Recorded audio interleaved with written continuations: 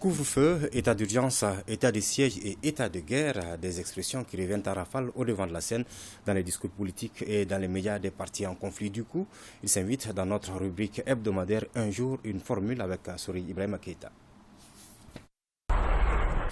Couvre-feu ce mardi à Kiev, état de siège à Mariupol, état de guerre ailleurs au même moment. Suffisant pour sortir de ce bain révélateur, un jour et des formules du même nom. La famille de l'état d'exception au pain fin. Pendant le fonctionnement de la République, il y a deux périodes. Il y a la période normale et la période exceptionnelle.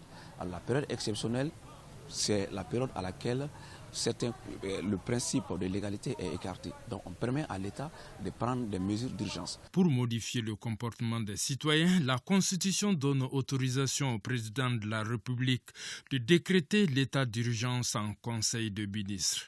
La prolongation faisant intervenir l'Assemblée nationale pour une rallonge, réaction juridique donc généralement constituée de déclarations gouvernementales en réponse à une situation grave et exceptionnelle posant une menace fondamentale à la nation. On constate l'état d'urgence à travers l'interdiction de circulation dans certaines zones. Il y a aussi l'assignation à résidence. L'interdiction des manifestations. L'état de siège intervient lorsqu'on se trouve dans une situation dangereuse. La grande différence entre l'état de siège et l'état d'urgence est que quand on est dans l'état d'urgence, c'est la police qui continue à garantir la sécurité des personnes et leurs biens sur le territoire. Donc la sécurité publique est assurée par la police. Mais quand on est dans l'état de siège, la sécurité de siège n'est plus assurée par la police, mais plutôt assurée par des militaires. Il n'y a pas une définition précise sur l'état de guerre. Très généralement, c'est la doctrine qui essaie de définir ce qu'on appelle l'état de guerre.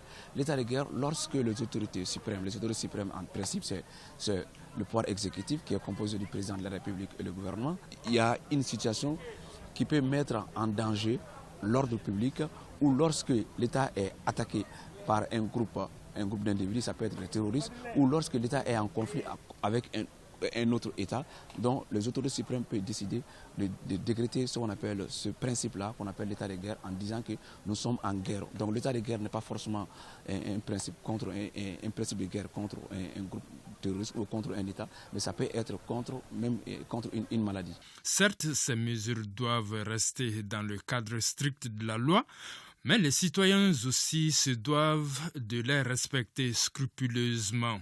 Sinon, de toutes les façons, force doit rester à la loi pour éviter la chienlit.